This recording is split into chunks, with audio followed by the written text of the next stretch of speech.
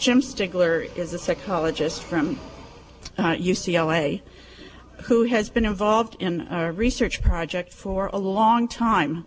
I think we talk a lot on academic campuses about what difference does research make and really trying to bridge research and practice. Jim is really someone who has tapped into this wellspring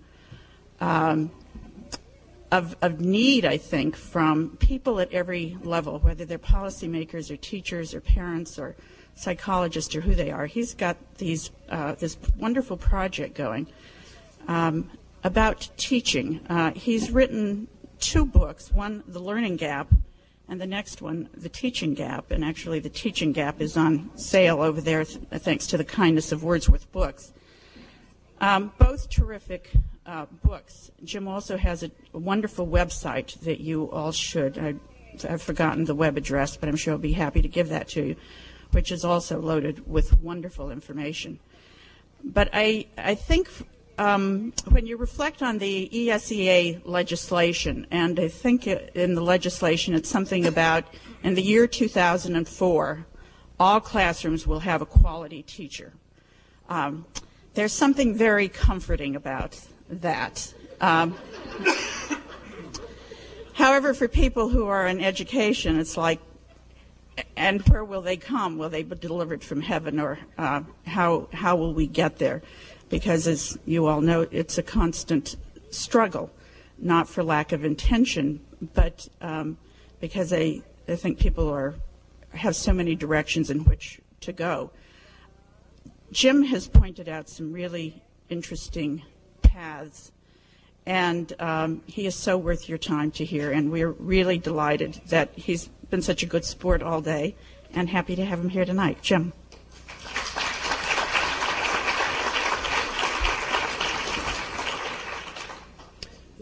Hold on, something's running. Well, it's a great honor to be here, and I'm reminded, I've been around long enough to remember Goals 2000, which was we were going to be #1 in math and science in the world by the year 2000. So this is probably going to be a similar kind of thing. And I feel like I've been talking all day. I know I've been talking for 10 hours straight today, and also listening a little, but mostly people keep asking me all kinds of questions. I thought I'd start tonight, though, by just telling a little cute story about one of my kids when he was 4 years old. This was Charlie. And we were, since this is an evening talk, I think we can lighten it up a little. But we were crossing a lake on a ferry boat, and it was a public ferry. And there were a lot of people, and there was a bright moon out. And I was sitting next to Charlie, and there was an old couple sitting next to us, and he was eavesdropping on everything they were saying. And this old man, who must have been in his 90s, leaned over to his wife and said, "Oh, honey, look, it's a perfect half moon." And Charlie just had to jump in there, and he leaned over and he said, "Actually, there's another half that you can't see." And the guy actually knew that already. But I kind of feel the same way coming to a graduate school of education, especially one like Harvard, and saying teaching is important. Teaching is something that you can study and improve. A lot of us already know that, but in a sense, I believe that's been lost over the years in our efforts to reform education. If you look at efforts to reform and improve schools that have gone on in this country over the past, say, 20 years, which is as long as I've been, that's when I got my PhD, I realized. Sadly, that's a long time ago.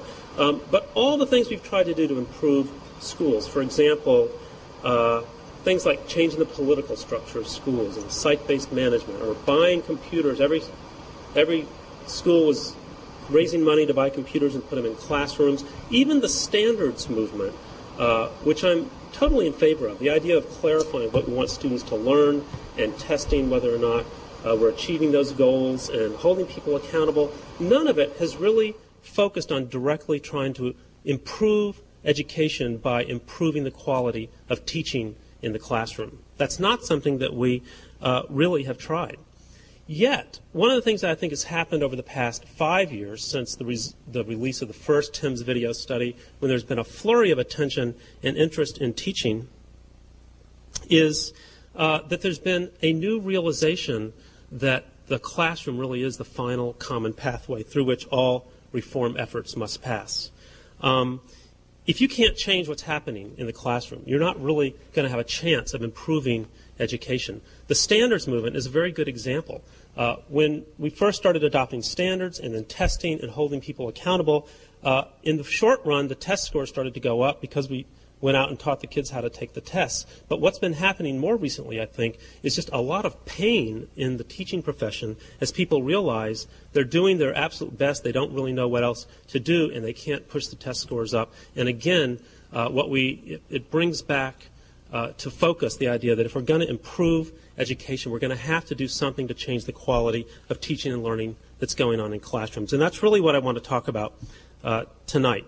In my remarks, which I encourage you to interrupt if you have questions, I first of all want to talk about what I call some truths about teaching. And this is not going to be findings from the Tim's video, despite what it says on that slide, but it's going to be things that I have learned that personally I think are the most important things I've learned about the nature of teaching through this research that we've been working on for a number of years, which I'll tell you just a little bit about, but I'm not going to show you graphs and stuff, all that stuff that you can find if you go read the materials. Second of all, I want to take what we know about the nature of teaching and talk about the implications for improving teaching.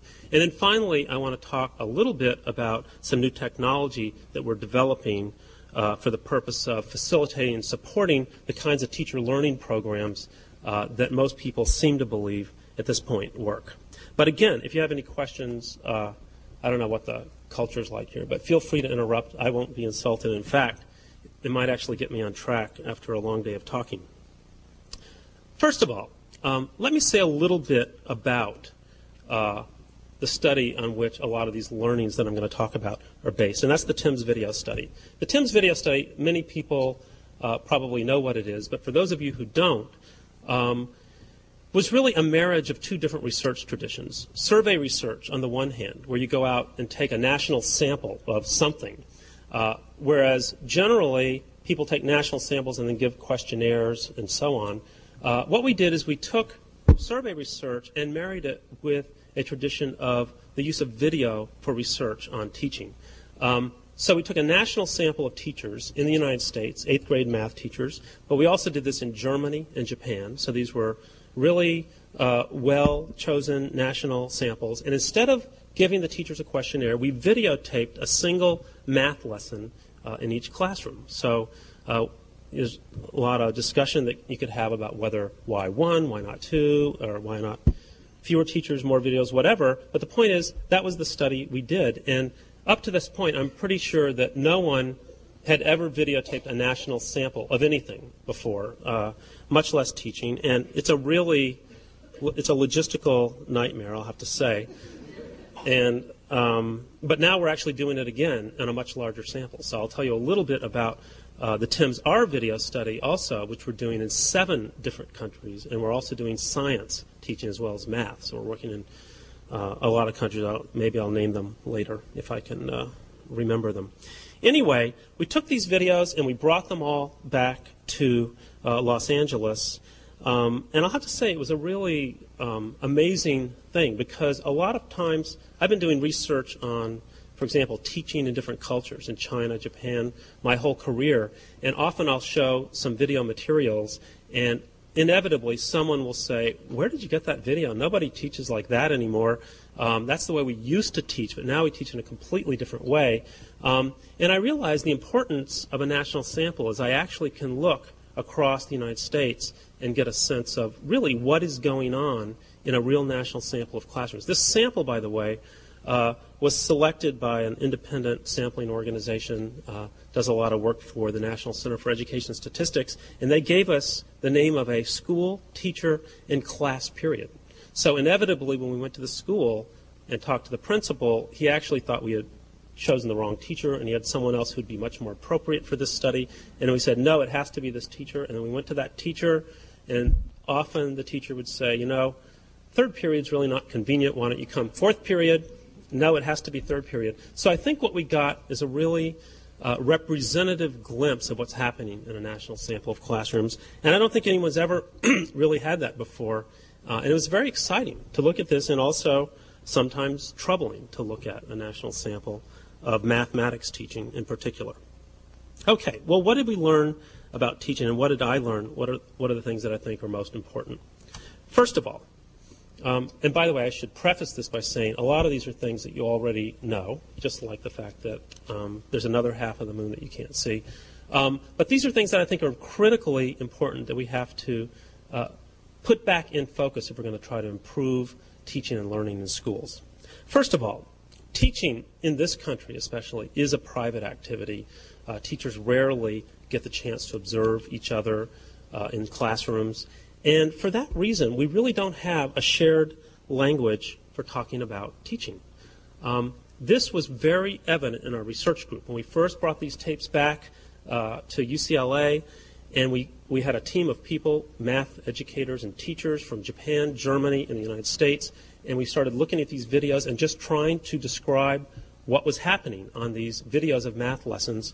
I had the naive idea that we would just mark down all the problems that are taught in the math lesson, because I thought at least that would make the task manageable. And it turned out in that study, we were never able to agree on a definition of what a problem was in a math lesson. So we didn't even use that concept in analyzing math lessons because the Germans had a very clear notion of what a problem was, and they wouldn't budge on it. And the Japanese had a very clear notion, it was very contradictory to the German one. And the Americans, we didn't really care, of course. We just wanted to get the project done. But we never were able to agree. And it struck me how right we were in our instincts, because my instincts in initially proposing this study to the government was to say, you know, if you gave a sample of teachers a questionnaire and said, do you use problem solving in your classroom, circle on a 7-point scale whether you never do or you always do, I wouldn't even be interested in analyzing that data because I don't think there's a shared sense of even what problem solving is. And sure enough, even in our research group, we weren't able to come to a definition like that. And certainly, I know that the cross-cultural study of what's happening using questionnaires, I think, would be very difficult to interpret. Another piece of evidence related to this idea of no shared language concerns the effects of reform efforts inside classrooms. One of the goals of the TIMSS video study, first of all, the main goal was to just describe teaching practices in these different countries. The second goal was to try to figure out what effect reform efforts had had on classrooms in the United States. So, for example, the National Council of Teachers of Mathematics is a very active professional organization, and they've published a lot of very influential documents. For example, the curriculum standards and the professional teaching standards in 1991. These data were collected in 1994, and we were interested to know whether you could see evidence of those reforms filtering down into a national sample of classrooms. So one of the things we did, in addition to collecting the videos, is we gave teachers a questionnaire, and we asked them various things, including, have you read any of these documents, reform documents put out by the National Council of Teachers of Mathematics? And what we found is 75% of the teachers said they were familiar and had read at least some of these reform documents put out by the National Council of Teachers of Mathematics. So we then said, do you implement these recommendations in your classroom? And all the teachers said, oh, yeah, of course I do. Very up to date. And then, because we had just videotaped the lesson, we said, what about the lesson we just videotaped? Is that an example of you implementing these reform recommendations? And they said, yeah, it is. And we said, well, great. Tell us what we should look for when we go back to your lesson to see how you're implementing reform in your classroom. And this was just a really amazing experience to go back and look at what the teachers themselves thought were examples, because I know many of the people who framed the NCTM standards. And what you find is that some of the best things going on in education were cited as examples, at least things we saw happening, and some of the worst things that we saw happening in classrooms were cited as examples. And so the problem is, if you don't have a shared language for talking about teaching, first of all, it's very hard to improve teaching by publishing documents, because those documents get filtered through everybody's idea of what the words mean, and there's really very little commonality across teachers in what those words mean. But second of all, it's very hard to create and share professional knowledge about teaching if you don't even have a language for describing teaching practices themselves such that they could be related to student learning. And this, to me, is a fundamental problem if you're trying to improve teaching over the long haul, is that it's very difficult to create and share professional knowledge. Okay, that's number one. Number two, again, something that many of you probably already know. But teaching is a complex system. There's a teacher, there's students, there's content, curriculum. It all happens in a certain environment. The problem is that there is no particular feature that always defines good teaching. Anything you can come up with. So how about posing a really challenging question for students? Okay, that might be good. Should every question be like that, a whole series of in a row in a lesson? Well, no. Sometimes you need to pose other kinds of questions. The fact is, what goes on in classrooms is very complicated, and it's a system, and all these different parts are interdependent. One interesting example of this, in my own experience, is a teacher in Los Angeles a number of years ago who had read some of the papers that we had written and wanted to try to teach a Japanese lesson in her class. So she got the videotape and she studied it. She got it translated. She translated the text materials. She had the whole thing. She was a second grade teacher, went into her classroom, and of course the lesson completely flopped. Well, why did the lesson completely flop? It worked great in Japan.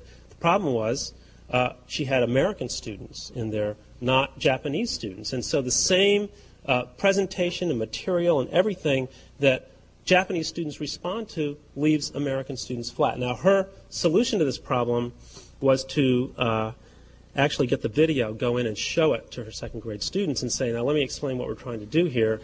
I'm trying to act like that teacher, so you're supposed to act like those students. And actually, they had a really good time with that once they realized that they were putting on a play and not, just taking a regular old math lesson. Another striking illustration of this complexity of teaching, I think, comes from this new study that we're doing. In the old Tim's video study, way back long ago, we only had 3 countries, remember. One was Japan, very high-achieving country, and the other 2, the U.S. and Germany, turned out to be fairly low-achieving countries in mathematics.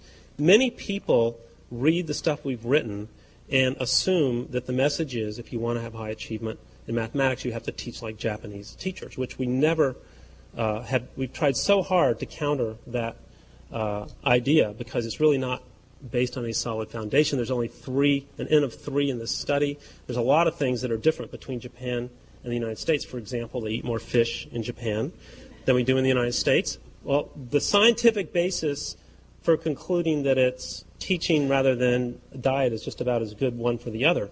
The problem is we only had one high-achieving country. So in this new study, we've gone back and we've looked now at the Czech Republic, at Netherlands, Switzerland, Hong Kong, and also Australia and the United States, which are not particularly high-achieving. But what we've done is try to go in and see, is the kind of teaching that we found in Japan something that seems to characterize the other high-achieving countries, even the non-Asian ones, or is Japan just something kind of unique and special? Well, the answer to that question is Japan is very unique. One of the things we found out in this study is Japan is very unique. But the other thing we find is that in these high-achieving countries, here's my favorite example, the organization of the interaction in the classroom. We've spent so much time in this country for 100 years, really, trying to change the pattern of interaction from more teacher-centered to more student-centered. Stop lecturing so much. Let's get, more groups and kids doing stuff and shift the onus of responsibility. And we've never really been that successful in doing that. It seems to be very ingrained in our culture, sort of the basic pattern of interaction in the classroom. And what we're finding in this new study is that probably that's not the thing to focus on, because in high-achieving countries like the Czech Republic is a very teacher-centered classroom. The teachers just lecture. Now, the kids somehow are just fascinated by these lectures, and they seem to hang on every word, which is not what you see when American teachers lecture, except when I lecture, right? But in the Netherlands, it's completely student-centered. the teachers basically hand out assignments, and the students are just completely on their own, working in groups or individually on a very self-guided kind of program. Japan is in between. So what we're finding is there is no one way to produce high achievement. It's all bound up in culture, and you can't really pick any particular feature of classrooms, even those that we've previously thought are very important, and say, this is what you must change. If you change this, the students will learn more. The problem in teaching is that it all depends. And so professional judgment is always going to be required. And so if we're going to try to improve teaching, we can't just say, here's the 5 things you must do in your classroom. We can say, here's a whole bunch of techniques that people find very useful in different situations, but what you need to do is figure out how to educate the teacher's judgment so they know what techniques to use in what situations. And this, of course, makes the problem of teacher education and development a lot more challenging than it would be if you could just give them a checklist of what you must do. Okay, so finally, the third part, which I think is perhaps the most important, and that is that teaching is a cultural activity. And one of the things I mean by this is that teaching really does seem to vary a lot more across cultures than it does within. When we first started to do the Tim's video study, the Japanese, I was telling someone today, did not understand why we needed a national sample of videotapes, and they said, in Japan we all teach the same way, so we'll send you a couple of videotapes and you can analyze them. And somehow I didn't think the National Center for Education Statistics was going to be impressed by that. So we forced them to do their national sample. And in the end, it turned out, I would say they were largely correct. In Japan, all the teachers basically taught the same way. They basically followed the same approach, the same cultural pattern. What really shocked our research team was that in the United States, we all basically teach the same way also. In Japan, it makes sense that they would all teach the same way because it's a central educational system and there's a national curriculum and they're all Japanese and speak Japanese for the most part. I mean, it's just a very homogeneous society, and maybe it makes sense. But in the United States, where we believe that we have such autonomy and control and everybody gets to decide, the teacher closes the door and they decide how they're going to teach. But in fact, what we find is they close the door and they all basically teach the same way. Now, and this is 8th grade mathematics I'm talking about. Now, I'm not saying there's not variation. I mean, I've been through school myself for a number of years, so I know there's good teachers and bad teachers, so-called. What I'm saying is that if you zoom up to 50,000 feet and look at national samples of teachers in Japan and the United States, what's most striking is the fact that there are distinct cultural patterns of teaching that really don't vary much within a culture, but vary a great deal across cultures. Now, what are the implications of this and what does it mean? Cultural activities. First of all, cultural activities are learned implicitly. You don't get explicitly taught how to have a cultural activity. Cultural activities are like dinner time conversations. No one ever sits you down and says, you're 4 years old, you're old enough to learn how to have a dinner table conversation. You just learn by participating. And teaching is probably very much the same way. By the time, as Dan Lordy pointed out years ago in his book, there's a 13-year apprenticeship before you even decide you're going to become a teacher. One of the things I found is that my kid, who was about 7 or 8 years old when we were first doing this analysis, if I gave him a piece of chalk and said, teach a math lesson, he could actually act out the exact same cultural pattern that we saw in our videotapes. It didn't take much participation. It didn't matter that he was in the lab school at UCLA or whatever. Basically, he had assimilated this cultural pattern of teaching that we saw all over the country.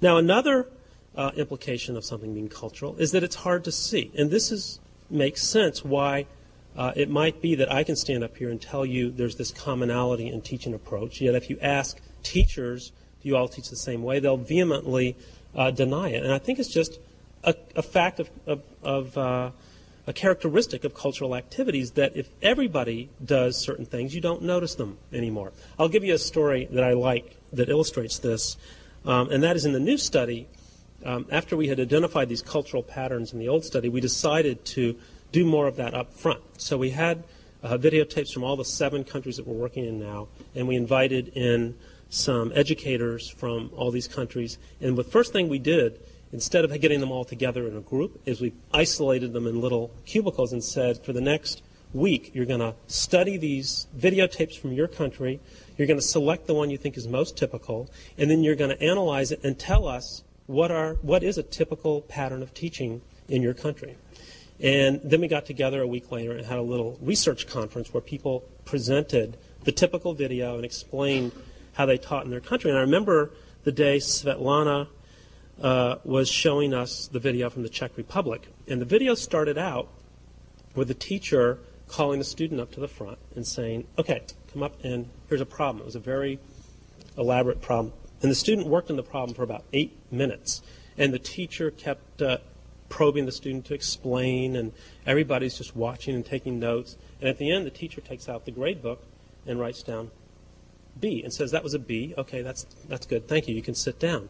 And then went on to teach the lesson. Well, Svetlana, turns out all the Czech lessons were starting this way, but she had not written this down as a characteristic of Czech teaching. So we called her and said, Svetli, what's going on? How come you didn't mention that? And she said, well, how else would you grade students? Why would I write that down? It's almost like writing down the students are sitting in chairs. Well, where else would they be sitting? So, and it's that kind of thing. It's hard to see your own cultural activities and to see what it is that everyone's doing. And this is one of the real powers, I think, of cross-cultural comparison in general. I mean, it's the whole basis of anthropology at some level. And I think anyone who's done this kind of cross-cultural research does have the experience of going to another country and then coming back. You know, yeah, it's interesting to see what they do in Japan, but what's really interesting is what you see when you come back and look at American schools through these new eyes, and they look very, very different because they show up in relief. Now, another thing about cultural activities is that they're very resistant to change, and actually everybody, again, knows this because anyone who's tried to change what teachers do know that it's a very long and arduous process. In fact, I'm always amused when people, I mean, I'm not really amused because I understand it, but one of the questions people ask is, how do you know that when you put the video camera in the classroom, teachers don't do completely different things when there is no video camera? And I'm a psychologist, so this is the kind of thing I would think up to ask also. But I think these are people, you know, haven't spent a lot of time around teachers because, you know, you can change certain things. I'm sure teachers dress better when they know the videographer is coming. You can see that. But you don't fundamentally change the way you teach. If you could, simply by putting a camera in the classroom, that would be a revolutionary discovery. You just put video cameras in everyone's classroom. Probably wouldn't even have to turn them on. But the fact is, teaching is hard to change. In The Teaching Gap, we told this story that Al Shanker used to tell, the late president of the American Federation of Teaching, which he thought was a really good analogy for what happens when you try to change teaching. He was talking about the 1970s, a trip he took to Israel, where he was looking at, he was being taken around and shown housing developments where immigrants from Arab countries were being housed. And his tour guide told him that they had a big problem, that the Arabs were living in these high-rises, but they were eating off the floor. And there was a huge hygiene problem and their disease. So the Israeli government had decided to give them all tables and get them to eat off tables. So Shanker said, well, that's interesting. I'd like to see that. So they took him and knocked on the door of an apartment, and he said he went in, and there was a family, an Arab family, and they were sitting around the table eating dinner. But the table was upside down, and the legs were in the air, and the food was piled underneath the table. And Shanker used to say that's really what often happens with educational innovations, is you have all these intentions, you know what this object is supposed to do, but what happens is it's kind of like the old Piagetian idea of assimilation. It just gets melded into your own schema, and the teaching does look stranger, but fundamentally it hasn't changed. And this is something that I think is just a fact about teaching that we need to bear in mind if we're going to improve teaching. I don't think we put this in the book because it probably doesn't make sense, but it does remind me a little bit of these studies of identical twins separated from birth, and then they reunite them 40 years later, and then they have all these uncanny resemblances. You probably I've read this in the newspaper, not the research literature, I have to say. But it's always these weird things like two women, and they got back together, and they both had a collie named Ed, and weird coincidences like that. And I think that teaching may be analogous in the sense that when those people got their collies, they probably discussed it with their husbands what kind of dog to get, and they decided to get a collie, and then they thought what to name it, and they decided to name it Ed. The point is, they didn't perceive that it was being controlled by some genetic code, but actually genetic codes probably have an influence. And I think teaching is the same way, except that it's a cultural code, and these cultural codes are very have longevity, and they come back, and the times when they're exercised most are, of course, when you're under stress. So anybody who goes through a teacher education program and then gets thrown out into a real school in, say, inner city Los Angeles or some comparable place, they're not thinking about the theory that Professor such and such told them about how to teach this particular topic. They fall down on their natural gut instincts, and that's going to be their cultural pattern of how to teach in a classroom. And it's going to be very, very difficult to change. Okay, so this is all a little bit depressing maybe because I've talked about a lot of problems. So what are the implications of these truths about teaching for how to change it? First of all, and this one is a little bit unusual, I think, because I don't think most people think of it that way. But if everything I've said is true, and if what we see is a cultural pattern of teaching that most teachers in a culture are following, then what we need to do is not focus so much on teachers, but focus on teaching, on improving the average script or pattern or method that teachers are using. In the Tim's video study, we saw many examples that I would describe as competent teachers competently implementing limited methods for teaching mathematics because they didn't really know any other way to do it. And how do you change those cultural scripts needs to be more of the focus. I was on a panel recently with Linda Darling-Hammond, and she got one of her research assistants to go out and look at all the proposals that have been made to improve teaching because, now it's going to be a quality teacher in every classroom, so we need to start focusing on that. And she found that almost all the proposals for improving teaching, the vast majority, focus on recruiting different kinds of people into becoming teachers. That's the vast majority of proposals. How do you pay enough so you get the good kind of people to go into teaching and not the bad kind of people like we have there now? The next set of proposals are focused on improving the competence of teachers, but that's a real minority. In other words, you have teachers. How do you make them more competent? So teacher development would be the word we use for that. But almost none of the proposals, none in fact, talk about actually trying to improve the methods of teaching that teachers use. The point I would make is that if, in fact, people are mainly using the same approaches to teaching, that maybe the most important impact on student learning is not going to be the variations across teachers as they implement these methods, but the fact that most students are taught by the average teacher. They're taught by the average teaching method. And what we need to do if we want to affect the most numbers of students is find ways of making incremental improvements in what's called standard practice, or the standard practice of the profession.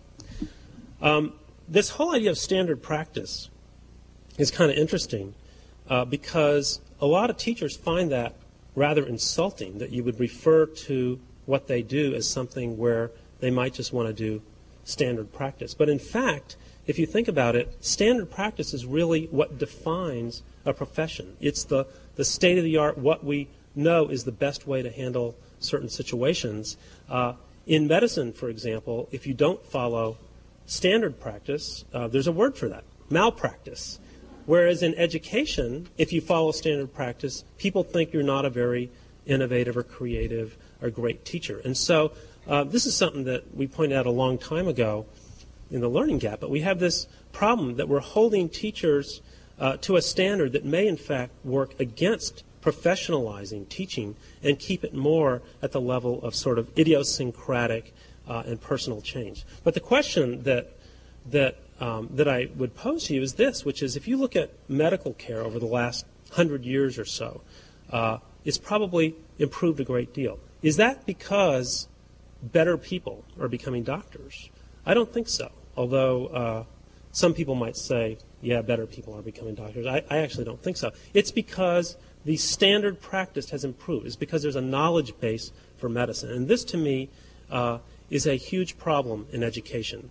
It's hard to say this because researchers sometimes take this the wrong way when I say we really don't have a knowledge base for the teaching profession. But there's a sense in which I think we don't. We do have some very interesting research, but it's not the research that most teachers can rely on directly to help inform how they practice in the classroom. So that's the first implication of this approach, is I think we need to focus more on developing professional knowledge in order to incrementally improve the standard practice in classrooms, as opposed to trying to recruit different people into teaching. And by the way, there are a lot of programs now where people think, all these brilliant engineers that got laid off from the aerospace industry, and if we could only get them to teach math, they would be so incredible.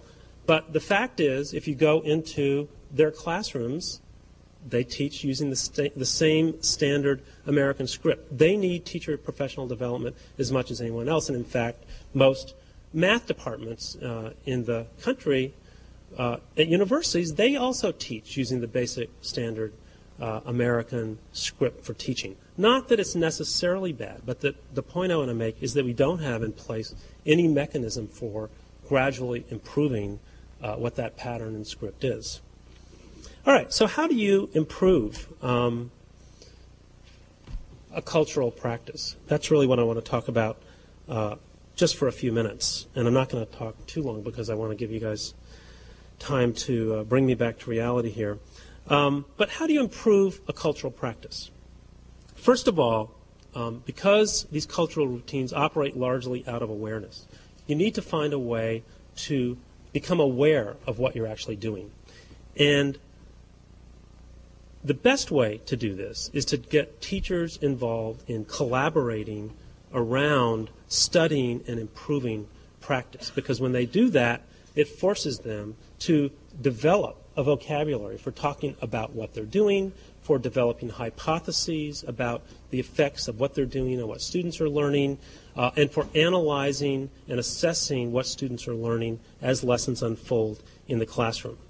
So teachers need to have context in which they can share ideas and talk about practice. They need to learn to analyze that practice and unpack it so that they can begin to see their own practice not as something that's obligatory and natural and the only way to do things, but as a set of options that they're choosing. And then once they've taken practice apart like that, they need a source of variation and new ideas. Because if in fact there's not a lot of alternative ways of teaching mathematics, for example, out there, even if they could walk into the classroom next door, they're probably going to see someone teaching in much the same way they're teaching. They need to learn to analyze practice, but they also need a source of an introducing variation into the system. Now, in the teaching gap, we spend a chapter talking about lesson study in Japan, which is a process for teacher professional development that has been going on for a very long time in Japan. Some people think 100 years, mainly among elementary school teachers. And it's a very teacher-generated process, but it's very widely practiced. And this idea seems to have really taken off recently in the United States, and there's a lot of horror stories I could tell about, because it's like any educational innovation. Sometimes, for example, one of the school board members in Nashville, Tennessee, read the book in July, and by September, every student in Nashville teacher was doing, quote, lesson study as part of their union contract obligation, which is a typical way that educational reforms get done in this country. And of course, it didn't have a lot to do with what they're doing in Japan. But what they're doing in Japan is really a very simple idea. It's just saying if you want to improve instruction. You need to get teachers together to analyze what they're doing and see if they can figure out how to do better. So the lesson study process starts with teachers at a school generally getting together and identifying a problem in student outcome that they want to solve. It might be that the students don't seem to understand proportionality by the time they get out of 5th grade, or it might be something like the students aren't interested in math by the time they graduate, whereas when they start out they're very enthusiastic. Some problem. And then, to work on the problem, they select a particular classroom lesson as the context for working on that problem. They plan the lesson, and here's a picture from Makoto Yoshida's dissertation. He was one of my graduate students. And the group gets together, and for hours and hours, probably weeks, sometimes months, they will sit around and they will plan this lesson. They'll go out, they'll search the literature, first of all, for what else has been done on this topic, what other teacher groups have discovered, and they will create a very detailed lesson plan, and this lesson plan really is like a hypothesis for what they think is going to happen in this lesson. Because in the plan, it includes not only sort of a schedule and minute by minute what they're going to do, but it also includes a detailed description of what they expect students to do for each part of the lesson, not just the average student, but all the different kinds of students. So it might be 5 different strategies they expect students will come up with. And it's a very detailed plan, and it takes a long time for them to do it. Once they've done that, one of the teachers teaches the lesson, and the others go around and watch. And if you look at these pictures of teachers, you can see they're all holding clipboards, and on those clipboards are the lesson plans that they had created as a group, and they're actually going around and checking and observing. It's interesting that there's a really fascinating project going on down at Columbia by Clea Fernandez, who is doing this project where she got a Japanese school to coach an American school on how to do lesson study. And she's written a very interesting paper which talks about the points where they felt they had to intervene in order to get the Americans on the right track. And that's interesting because it shows where they thought the Americans were misunderstanding. One of them was right here, because American teachers, when you say, now we go watch the lesson, fanned out and started tutoring the kids. And helping all the kids who were having trouble. And the Japanese said, wait, this is a research project. You're not supposed to be tutoring the kids. We're trying to figure out how to improve instruction in a classroom with 1 teacher and 30 students, not a classroom with 7 teachers and 30 students. So these teachers really look at their role as being researchers. Yes?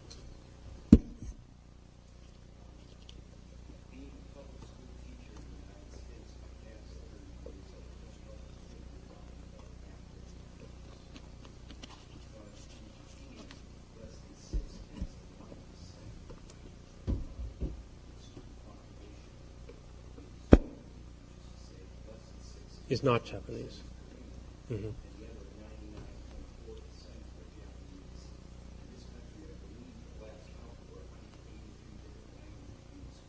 Right.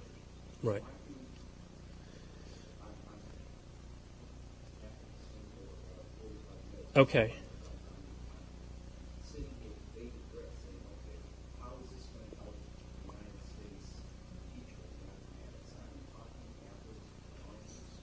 Okay.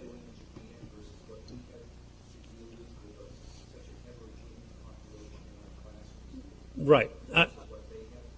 Right. I absolutely agree with you, and I'm not trying to imply that this is necessarily what we need to do in the United States. What I'm really trying to do is just describe what they're doing in Japan, for which evidence indicates it does achieve long-term incremental changes in their teaching practice. But I totally agree with you that there's nothing you can just directly import from Japan and use, and I'm not trying to imply that, and I hope no one gets that idea. I live in Los Angeles, and we have all the problems that you're talking about, and the solutions that work for us are not going to be the same solutions that work in Japan. But really my point here is not to say you should do this. My point is to say this is something that happens, and actually it's very different from what happens in the United States. Teacher professional development is not this in the United States. For the most part, it's go to a workshop in the Sheraton that's held for the weekend and so on. And most of the evidence, and you're a teacher, and afterwards I'd like to hear your own ideas about what's most effective for your own learning. Obviously, you're coming to a lecture at the university, and that already marks you as a special teacher in some ways. But most of the things we do in professional development in this country, most teachers report, doesn't really have that much impact on their practice. So what I'm trying to do is simply talk about what could impact practice. But what I'm going to talk about next is all the reasons why we can't do this. So maybe that'll answer your question. I was just trying to be a little more upbeat for a second. But anyway, I take your point, and I'm glad you said it. After they teach this lesson and they study what each other are doing, and by the way, some people say, who's watching their class while they're there observing this other teacher, for example? And the answer is no one. They give their students work to do and say, I'm going to observe a lesson. I'll come back, in an hour. So there's a lot of reasons why this can't work in the United States. But then they come back and they have a meeting where they discuss the lesson. They'll revise the lesson according to things that didn't work out the way they thought or predicted it was going to work, and revise it. And in the end, they write all this up in a research report, which reads very much like a researcher's report. They talk about the background, the problem they were trying to look at, what their initial hypotheses were in their lesson plan, and what actually happened when they taught the lesson to their students, and then what was different, their hypothesis about why it was different, and what they changed when they revised the lesson, and so on. And one of the things that Makoto put in his dissertation were a lot of transcripts of just the conversations that the teachers had. And these were very interesting transcripts. And that's going to come out as a book, I think, sometime in the next 6 months. And I really recommend that book mainly because of just reading the kind of conversations that teachers have, because it's very rare to hear conversations that get into that much depth and detail about teaching. But that's what these conversations are about teaching and learning. I mean, there was one point in there where they talked a whole 2-hour session on whether to use the number 12 minus 7 or 13 minus 8 for introducing this math topic of borrowing in second grade. And they literally talked about that for 2 hours, and I can hear some people saying, they really don't have enough problems if that's what they're talking about. But what they're doing is they were thinking through in a very detailed way how students would think about and represent the problem and how it might be different if they use different numbers. And it was a very interesting conversation, and they were talking like, I remember once I used 12 minus 7, and I had this student, this was about 5 years ago, and here's what she did. And this teacher remembered what she did and wrote down her approach on the board, and they all looked at it and said, so, das nay, very interesting. Hadn't anticipated that. So it's a kind of conversation about practice that does what I was trying to say we're going to need to do if we want to change a cultural activity like teaching, which is to bring it to awareness and not see it as something that either doesn't matter. So some people say, well, some people take the points that you were making and say, the reason kids are not learning so well is because they're poor and they live in ghettos and they're isolated and all the teachers they have are uncredentialed, which is true in Los Angeles, and so on. There's a lot of reasons to explain why students aren't achieving at high levels. But those are all the things we don't have control over. What's interesting about what these teachers are doing is just identifying that little section of the world that they do have control over, which is how am I going to plan this lesson and how am I going to find out if there's a way to improve the quality of the learning that goes on. Now, the next thing I want to talk about is, I hate to put up this list because it's what's wrong with this picture. And I think you came up with a lot of these things. What is wrong with this picture? Why can't this work effectively in the United States today? And there's a whole bunch of reasons. First of all, there's no time to do this kind of activity. Second of all, teachers are really not prepared to participate in this kind of professional development. I had a lesson study group 10 years, or more than 10 years ago. In 91, I started a lesson study group and realized that most American teachers have never been taught to engage in either the analysis of classroom teaching or the detailed planning of classroom teaching. This was a group of teachers that were all really interested in trying out this idea. We got together, and I said, okay, the first thing, you would do if you were doing lesson study is plan a lesson. And Japanese teachers often will take months planning a lesson. So they said, okay, we'll do that, and they did it, and in about 20 minutes, they said, we're done, we planned a lesson. And I said, that can't be, you have to do more, because in Japan it takes weeks and weeks to plan a lesson. The fact is, they didn't really have routines or methods that they could call upon to talk about the planning of a lesson over that long of a period of time. So my point is simply that teachers need to learn how to participate in these kinds of activities, and right now they really don't learn anywhere. It's not what you learn in teacher training programs. It's not what you learn in certification programs or anything, and it's not what you learn in almost all in-service programs, although there are now increasingly some site-based kinds of programs that involve teachers in reflecting on practice. The next thing that's missing is this knowledge base so that you're not always starting from scratch. So the teachers in Japan, they go out and they have walls and walls of books written by teachers about the teaching of specific curricular content at their particular grade level. So you can go get books and books on how to teach understanding of ratio and proportion to fifth graders in the Japanese curriculum, and many, many studies of this done by teachers who are going in and trying to vary things and come up with hypotheses and figure out ways that they can improve that. This is what I mean when I say we really don't have a knowledge base for the teaching profession, because we don't have a knowledge base that is directly relevant in that way, I would say, to the problems of practice that teachers are actually encountering in the classroom. And among researchers, there's a lot of grumbling, and there has been, for many years, about why nobody implements the great findings from research. But one possibility is they're not that relevant always to the problems that teachers are trying to solve. One problem is there aren't very many researchers in education compared to the number of teachers. So one of the points we make in the book is that if we could find a way to somehow harness and collect what teachers are learning in their experience, we would probably be able to come up with a lot of ideas that we hadn't come up with before for how to improve teaching. Well, let me just stop here and talk very, very briefly about some work that we're doing in trying to specifically identify barriers that you have in implementing programs that engage teachers in examining their own practice, in learning how to talk about it, to think in a cause-effect ways about it, to expose them to alternatives. One of the hypotheses that we're working with now is that technology can perhaps play a role in making it possible to do that. So what we're doing is building a technology platform that's now being used on 34 different professional development projects across the country. We're gathering a lot of data on this, but all of it involves developing digital libraries of video-based teaching practices and then making them available to teachers in the context of all kinds of teacher education programs.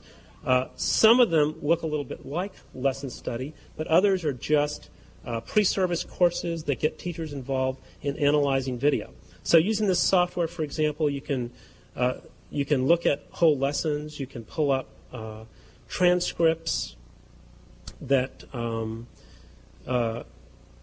show you everything that's being said. You can read through, and you can use this to move around the video. So if I click on a time code, it'll move the video to that point and allow me to look. There's a table of contents of the video that you can construct and use this, again, to move around to different parts of the lesson. And there's a authoring system behind this so that any classroom teacher can actually create content and post it in this digital library. Now, I don't have time to show you much at all about this, but I am going to show you just one feature of this, which is once you have these digital libraries built, and people are tending to build them around specific curricula. So, for example, Connected Math is a math curriculum funded by NSF. It's very difficult to implement. There are now school districts in Florida and in Pittsburgh and in Delaware and in Southern California all videotaping implementations of difficult parts of the connected math curriculum and making those videos available to use in their professional development programs. The way you put these in programs is you can construct very easily tasks for teachers to work on. And I'm just going to give you one example. Again, because you don't have a lot of time for teachers to just sit around analyzing video, this software makes it possible, for example, in work we're doing in LA Unified School District right now, to create tasks and say, well, we can only meet 2 hours a month as a group, but in preparation for the next meeting, we want you to go in and analyze this lesson.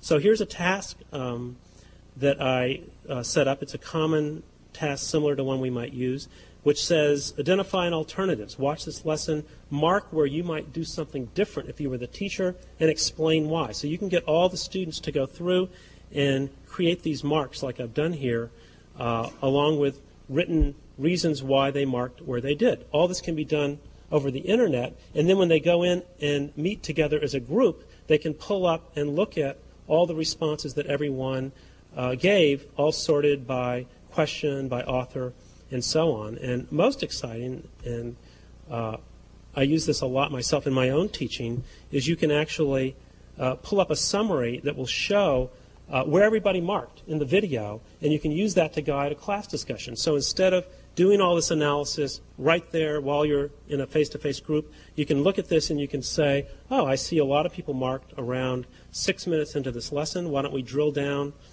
see where they marked, and actually it was Jim Stigler because I just created that earlier today.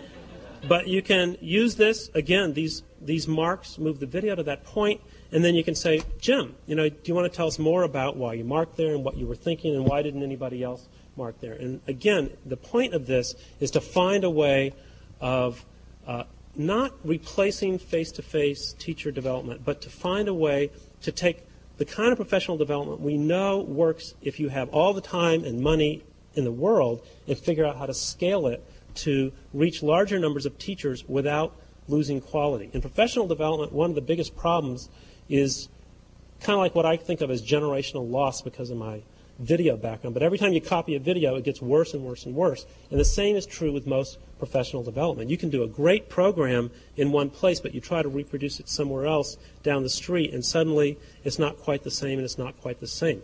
We think that developing these kind of activities that are grounded in practice and in the analysis of classroom practice, it's a way of maintaining the quality and focus of professional development programs. One of the things I think that we're going to be seeing in the Tim's R video report that comes out this summer is that actually a lot of this is about implementation. It's not that American teachers don't have really interesting, rich math problems to pose to students, but it's that what happens after they pose that problem? What does the implementation look like? And what we find is that American teachers instantly take even the most interesting problems and turn them into very routine procedural problems. And what's interesting about teachers in Japan, teachers in the Czech Republic, teachers in the Netherlands is that they're able to maintain a more conceptual high level of mathematics as those problems get implemented and worked on in the class. The problem we have is we really don't have, especially in mathematics, a lot of vivid, concrete images of what it looks like to teach high-order, conceptually grounded mathematics. Anyway, I am going to stop there. I mean, I hope that I've given you sort of a flavor of the work that we're doing, and mainly the main point that I wanted to make is the one I started with, which is that if you want to improve teaching, you need to make it visible. You need to raise it to awareness because teaching is a cultural activity. On the other hand, teaching is not something that's just idiosyncratic and mainly determined by the personality and charisma of individual people. Yes, there are people who are natural teachers and they're incredible, but they're probably not the ones who are going to teach us how to take the average standard operating practice of teaching and find ways of improving it over time so that 100 years ago when we look back, from now when we look back, we can say, oh yeah, teaching really has gotten a lot better in the last 100 years. And I think that would be what I plan to do for the next 100 years. So thank you. And I'm happy to take questions.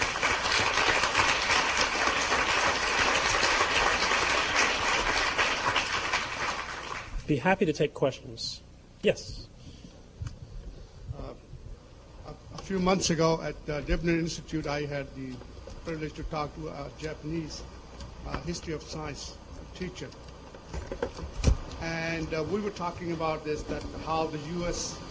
math scores in children were something like 17th in the world. Japan and Korea and Hong Kong, they were really on the top.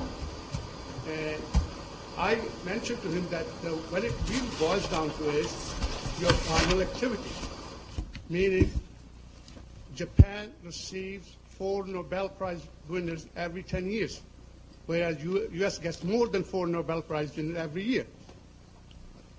For some reason, it catches up. Where do you think is the transition which is taking place? Well, I think that's a really good question.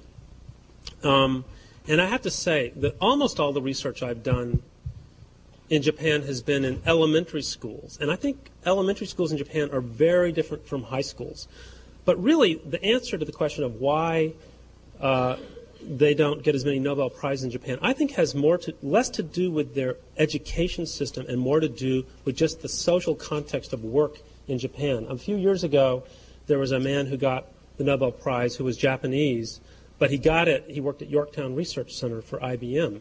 And he said if he'd been in Japan, there's no way he could have done the work to win that prize. And the main reason is that in Japan, you basically have to do whatever your mentor says until your mentor dies, basically. So people in Japan, I'm not kidding, get to be maybe 60 years old before they're given the freedom to really define their own research agenda and branch out on their own. That's one of the positive things about American culture, I think, is that you can be 19 years old, and if you have a great idea, you can get enough encouragement and support to run with it. And I think that's just something that's great about our culture. Another thing that's great about the United States education system is our universities, because, and it's well recognized all over the world. That's why everyone sends their university students to us.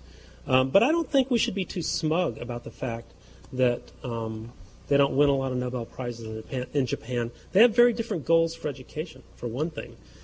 Their goals for education are not to create Nobel Prize winners. In fact, they don't care about gifted people. We did an interesting study which a student of mine just prepared for publication, looking at what Japanese and American teachers say when they're looking at Japanese and American lessons, and you find a lot of interesting interactions. But one of the things you find is that when American teachers look at the Japanese lessons, they go, oh my God, that's so slow. What about the gifted kids?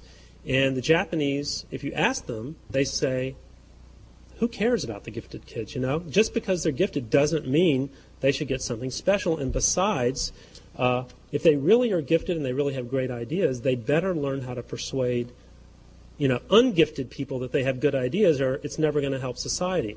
Whereas the Japanese teachers look at the American tapes and they go, oh, God, that's so fast. What about the slow students? How could they ever learn anything from that math class? It just goes at lightning pace. So it's really interesting. We really do think we are willing to give up the achievement of the masses in favor of cultivating the achievements of a few. And in Japan, they just have a very different philosophy and orientation about what the whole goal of their system is. So, and that's the kind of thing that we may agree with and we may disagree with, and there's a balance that every culture has to strike between those two extremes. Jim, Catherine.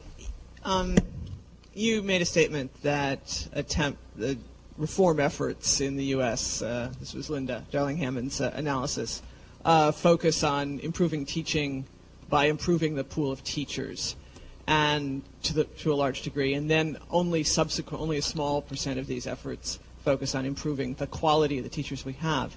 And the first time you said that, I sort of thought, wow, yeah, that's really true. That's surprising, but true. But then in thinking about it again, it seems to me We're that... supposed to think about it again. I'm sorry. Yeah. Well, I've had the advantage of hearing you say it twice, so it enabled me to think about it again. Where does curriculum fit into this picture? I mean, because you keep talking about teaching practices, standard practices, improving the standard for practices, yes. and clearly that is something that we're very bad at. We don't have anything like Right. an instructional protocol Right. that can be subject to analysis and Yes. improvement or even dissemination. Right. But that's what curriculum is meant to be doing for us, isn't it? Right. Okay, that's a very good question. I would just say that the data seem to indicate, however, that throwing a really great, not that a good textbook isn't an important part of the system, but just throwing a textbook into a classroom is very similar to giving tables to the Arab immigrants, because often these books, teachers have no idea how to implement these books, and the more they deviate from their typical way of handling a topic, the more stymied they are with what to do. Here's a good example, because I've been doing some observation at one of the sites using our software where they're implementing the connected math curriculum. In the connected math curriculum, you derive the formula for the area of a triangle over about 3 or 4 lessons. And you give the students, triangles, and they cut and paste them and manipulate them and put them to all this stuff. Well, the teachers go in the first day and they see, area of a triangle. So they write 1/2 base times height on the board. And then they look at the triangle and they go, there's supposed to be a little dotted line on the triangle that shows you what the height is, because that's what you multiply by. And then they look and they say, what are you supposed to do for the other 4 days? I mean, I already taught them how to do the area of a triangle. So that, I think, is just a huge problem. That's why I think most people now believe that the best kind of professional development is professional development that focuses on how to implement the specific curriculum that you have. Now, on the other hand, if you didn't have these innovative curriculum materials, there's no way you'd be able to achieve a higher level of implementation. So I think curriculum is important, but I think that it does not, the implementation is where it's all at. And by the way, implementation is where everything comes together. So if you're trying to figure out how to implement this curriculum and you have, most of your students don't speak English and they're all poor, but if you can figure out how to implement the curriculum with those students by working with your colleagues, then you've figured out how to solve a lot of problems at one time. That's one of the things I like about lesson study, is it can focus solution efforts on solving the problem in the context in which you have the problem. And once you solve it there's no translation problem. You don't have to worry, will this apply to schools? No, it does, because you just developed it in your school. So anyway, that's the story on curriculum in my view. Any other questions? Yes. I was just curious on the sort of the technology side of this. When you have the camera in the classroom, it's kind of the equivalent, I guess. I think of these amazing cameramen who follow the ball in hockey, or the puck in hockey, or the ball in soccer, and somehow somebody's got to know where to focus the lens. And I'm just wondering how you think about that when you must train these folks, or these teachers behind the camera. How do you know? I have a lot of ideas on philosophy of videotaping. It reminds me, I've gotten to know a little bit John Wooden, the famous ex-basketball coach at UCLA. One of my close colleagues, Ron Gallimore, did a study of John Wooden's coaching in the 1960s that got published in Scientific American, and recently they did a revisiting of that, and he's 91 years old, and he's a very entertaining guy, but one of the things he says is the reason basketball is such a popular sport is because you can see the ball, and that's the problem with hockey, is that you can't see it. And he said basketball is not even his favorite sport, but it is the best sport to watch for that reason. So fortunately, teaching's not quite as bad as hockey, but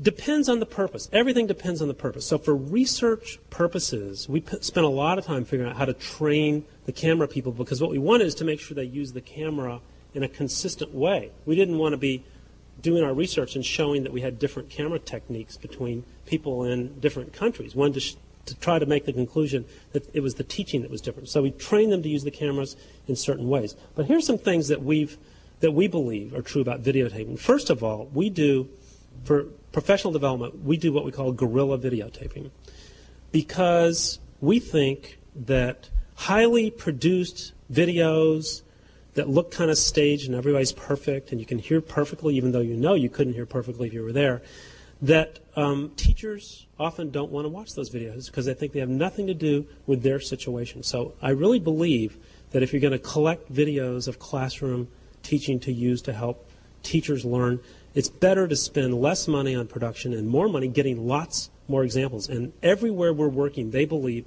they need videos from their district. So in LA, they need it for their district. In Tennessee, they think they need it from their district. From the outside, you may think, well, isn't it all kind of the same? Do they really need it from their district? But they do, because a lot of teachers, when they're looking at videos, they're just thinking of all the reasons why this video has nothing to do with me. And you got to get beyond that and say, maybe you can learn something from this video. Another thing we do is we use whole lessons and we don't edit them, because for many years I gave talks to teachers where I edited clips and I got the perfect clip to illustrate my point, and I showed it to them, and I realized after about 10 years of this that I was learning so much finding those clips. But the teachers weren't learning that. They were being shown a clip and thinking, oh, you're supposed to do that. And then the other thing we're learning is that most teachers, when they see a video, assume you're trying to tell them they're supposed to copy what's on the video, because otherwise why would you be showing them this video? And you can't learn that way, and it's also a very, it's an unempowering kind of use of video, because it makes people nervous, like, well, which parts of that am I supposed to copy? Do I have to hold my hands the same way? And weird things happen. So what we emphasize is trying to have a variety of examples that are really different and say, here's some alternative approaches to implementing this curriculum, and some of them you may find useful, and others you may not be able to implement in your classroom. But again, what you need to develop is the judgment for teachers to figure out which things go in their classrooms and which ones can't be used in their classroom. Yes?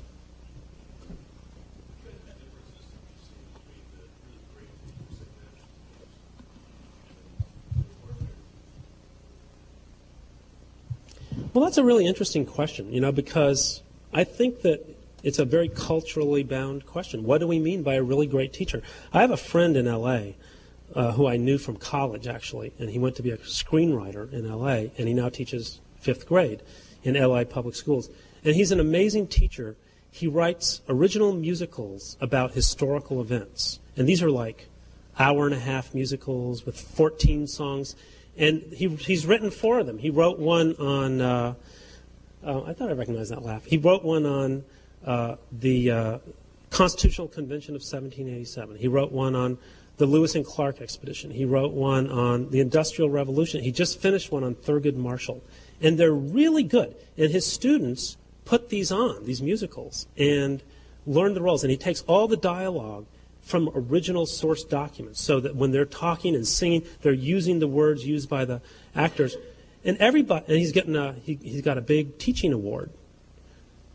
In a way, he's a great teacher. Everybody wants their kid in his class. In fact, in the school he teaches in, they had a big problem because everybody wanted their kids in his class. So then they decided he would do the history program for the whole 5th grade. So everybody got to be in the musicals. But I think about that, and I think, is that really good for the teaching profession, or is it actually maybe bad for the teaching profession? Because I don't think we can improve teaching by locating more people like that. And a lot of teachers look at a guy like that, and it doesn't make them inspired. It just makes them think, God, who could ever, I couldn't do that. I couldn't write musicals and put them on in my class, and when would I do it and all that?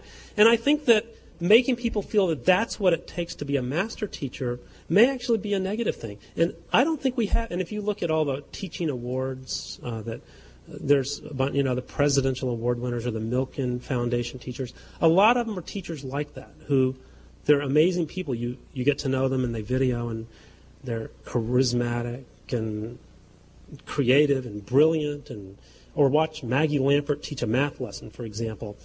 I'm just not sure that that's very helpful. I think it's more helpful to see someone doing a pretty competent job implementing a curriculum that we know can help children, but not somebody who's doing something outlandishly different.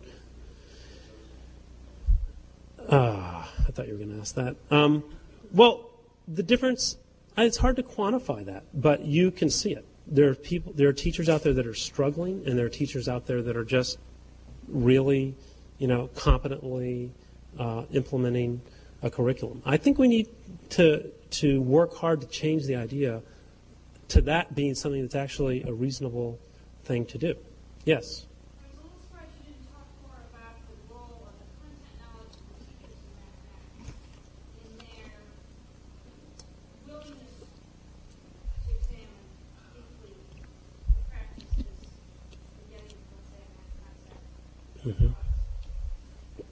Yeah, I could have talked a lot more about that. I mean, it's a very interesting topic.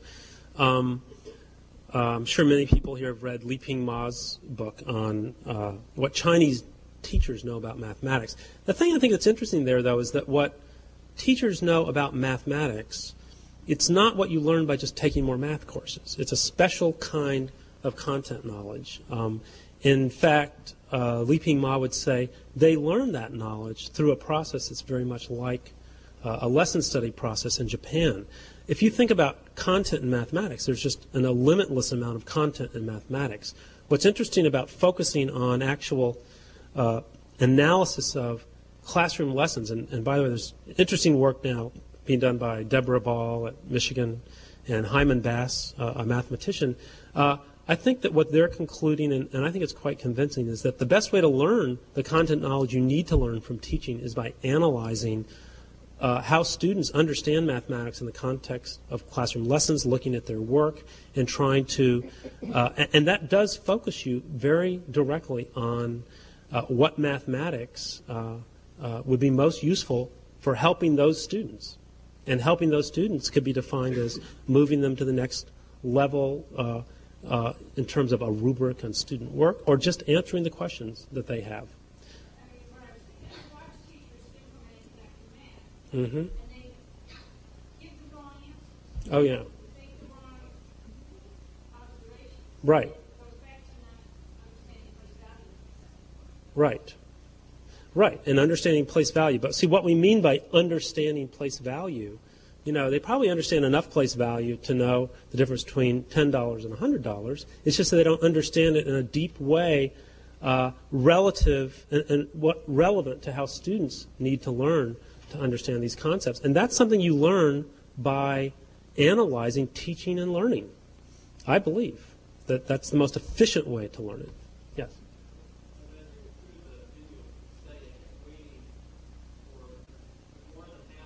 Right. Right.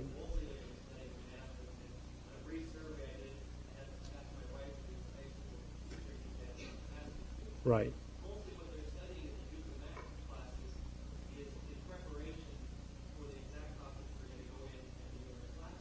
Right. Well, first of all, we didn't study Juku. Is the reason we didn't talk about Juku in our video report.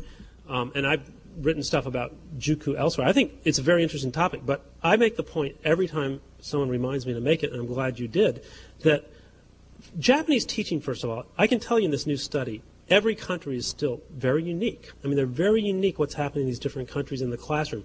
Japan, however, is a real outlier. And they're an outlier in the sense that they don't review in class as much as the other teachers do, and they don't practice in class. And I think a large reason for that is that classroom teaching and learning is just part of a system, and Juku is another part of that system. So if they're doing a lot of practice and preparation in Juku and review in Juku, then they don't have to do it in the classroom. And I think that's very important. And I think one of the reasons Japan looks so different in terms of what happens in classrooms from every other country, they really are way off on the side, is because they do have the most highly organized after-school educational opportunities, and that's not the same in any of these other countries that we're working in. So I think that's very, very critical, and I think it helps explain why they do what they do in Japanese classrooms. On the other hand, I have to, people keep saying, everybody told me before I ever studied teaching in Japan that teaching in Japan was rote. So I went and we studied elementary schools, and it doesn't look rote. Whatever it is, it's not rote. So in math, okay, well, I'm talking about that. So then everybody said to me, well, in elementary school, but if you go to junior high school. In fact, when we did the Tim's video study, I wanted to do it in 4th grade, and they came back and said, we're doing it in 8th grade. This was the U.S. government, and I said, oh, I don't even know if I want to do the study, because 8th grade Japan is just going to be rote. That's what everybody says. But you know what? It's not really rote in Japan, 8th grade. So then everybody says, high school is very rote. And the other thing I say is, my point is, if you really want to know what's going on, you have to go look. And that really goes for Juku, because Juku is the most closed system in Japan. It's very difficult to get in and do research as to what's going on in Juku. We assume, because we don't see all that practicing going on in class, that they must be practicing in Juku. But we really don't know much about what goes on in JUCO, and I don't think we should make too many assumptions that we do, because we may be totally wrong. So that's the only point I want to make. But it's, for me, I always love, studying things where what I discover is not what I expected. But a friend of mine once pointed out that means that I'm not bright enough to anticipate what I'm going to actually find. Yes?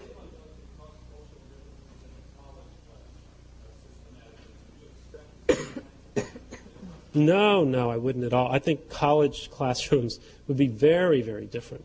And we know that college in Japan is not taken seriously. Most students never go to class. We don't know much about what goes on. But you got to realize it's all part of an educational system. These classrooms, the reason I show you these is not because we should implement classrooms like this. It's because it's just a way to look and understand one part of this system. But there's all these other parts, and college is a totally different thing. So I don't know. I've never done research in college classrooms. Ellen? You talked about how there's no one route to high achievement, no one teaching method that is correlated with high achievement. But I wondered if you've identified any routes that are correlated with low achievement across the low achieving countries, and whether you could give us any generalizations about what the teachers are, what's wrong with the scripts. I can't really do that. We don't have enough low achieving countries. This to me ought to be a central focus of research in education, but actually there's not a lot of good research. Back in the 60s and 70s, there was the whole process product research, and there was a lot of research trying to analyze classroom processes and relate them to outcomes. And then there was a period when we just threw all that out, and not much work was done on that. A lot of the reason we threw it out, I think, is because all the things people were measuring about classrooms turned out to be things like how frequently did the teacher praise the students, and variables that we became a lot less interested in. They weren't very content specific. But I think that now is a good time to come back and start really answering questions like that. The problem is cross-cultural studies aren't the best way to study that right now, because you just can't study enough countries. I think we should be doing more studies in this country where we look at trying to understand how practices relate to achievement. But I don't know. I'll probably think of something to say on that. I can only take one more question, so okay.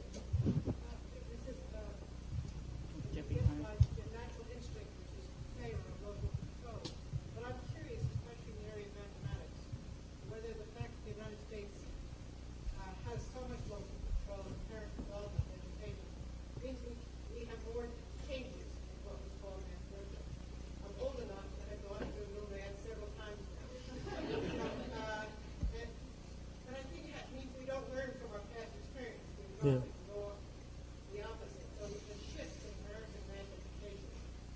Yeah.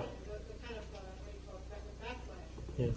I will tell you that if you look at the highest performing educational systems in the world, according to like the TIMSS studies, none of them have local control of education. All of them are centralized to some degree. And after World War II, when the Americans occupied Japan, they forced the Japanese to set up local school boards because they said you're supposed to have local school boards.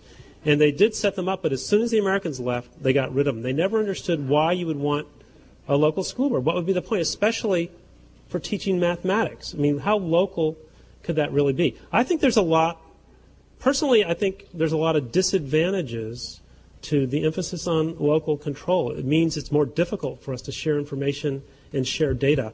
I'm personally in favor of a national curriculum, but that doesn't seem to be something that most people are in favor of.